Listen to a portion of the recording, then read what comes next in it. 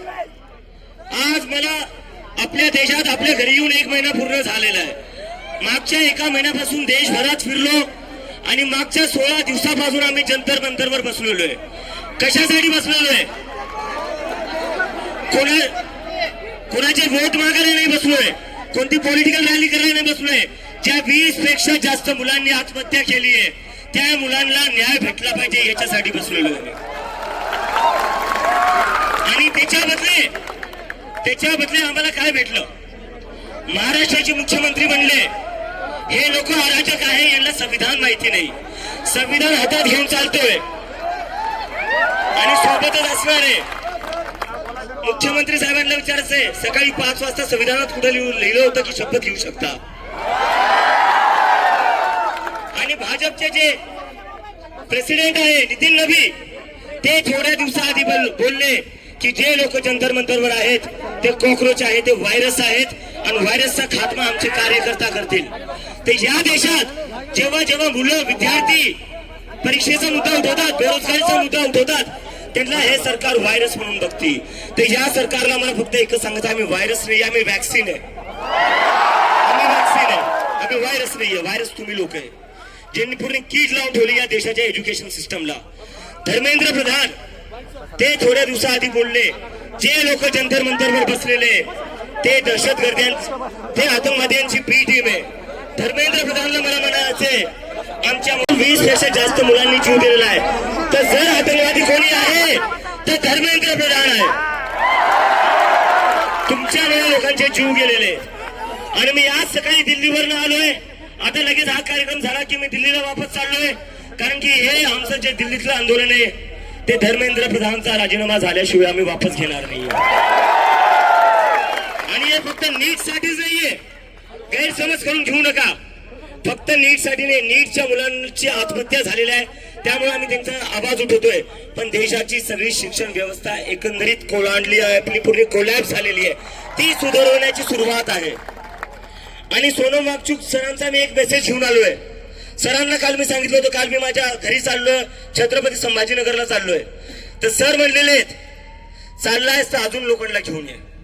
तो कोण कोण येणार आहे इथून? कोण जंतर मंतरला येणार आहे, दिल्लीला येणार आहे? आपण दरवेळेस बस असतो, दिल्लीचेही तख्त राखतो महाराष्ट्र माझा म्हणतो की म्हणतो, तर आता वेळ आलेली आहे जंतर मंतरवर या देशाचा युवा, या देशाचा विद्यार्थी एकत्र येत आहे।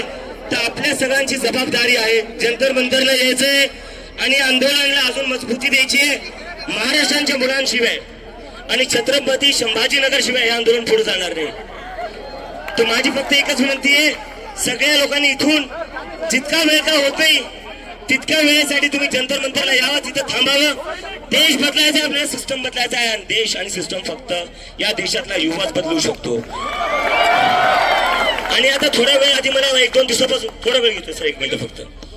मागच्या काही दिवसांपासून मला एक प्रश्न सारखा विचारला जातोय की तुम्ही 16 दिवसापासून जंतर मंतरवर बसलेले एवढ्या उन्हात, सोनम वांगचुक 9 दिवसापासून उपाशी आहे, सरकार तरी ऐकायला तयार नाहीये, प्रधानमंत्री तरी ऐकायला तयार नाही, तर तुम्ही काय, यावर तुमचं काय म्हणणं आहे? तर माझ्या मनात प्रश्न येतो, जर देशाचे प्रधानमंत्री आपलं नाही ऐकणार तर कोणाचं ऐकणार? डोनाल्ड ट्रम्पचं ऐकणार का? डोनाल्ड ट्रम्प म्हणतो रशियाचं तेल घेऊ नका, प्रधानमंत्री तयार होऊन जातात। डोनाल्ड ट्रम्प म्हणतो टॅरिफ 0 करून टाका, प्रधानमंत्री तयार होऊन जातात। अरे आम्ही काय मागतोय? आम्ही फक्त धर्मेंद्र प्रधानचा राजीनामा मागतोय। जर तुम्ही रशिया युक्रेनचं युद्ध थांबवू शकतात तर पेपर फुटी का नाही थांबवू शकत तुम्ही? जर तुम्ही रशिया युक्रेनचं युद्ध थांबवू शकतात तर धर्मेंद्र प्रधान सारख्या छोट्या मंत्र्याचा राजीनामा का नाही घेऊ शकत तुम्ही? तर हे बोलून मी माझं बोलणं संपवतो आणि परत एकदा सांगा, कोण जंतर मंतरला येणार आहे?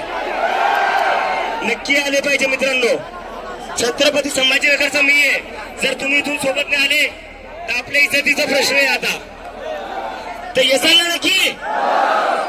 आणि इथे जेवढे टीचर्स आहेत, शिक्षक आहेत, रोहित सर आहे, मी यांना इन्व्हाइट करतो, एकदा प्लीज तुम्ही सगळे जंतर मंतरला या आणि एकदा विद्यार्थ्यांसोबत उभा राहा। आणि मला खात्री आहे जेवढे इथे शिक्षक आहेत, नेते आहेत, ते सगळे जंतर मंतरला नक्की येतील, कारण की विद्यार्थ्यांसोबत सगळ्यांनाच उभा राहिलं पाहिजे।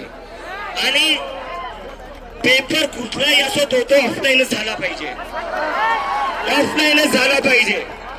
जर पेपर ऑफलाईन नाही झाला तर सरकारला ऑफलाईन करून टाकू.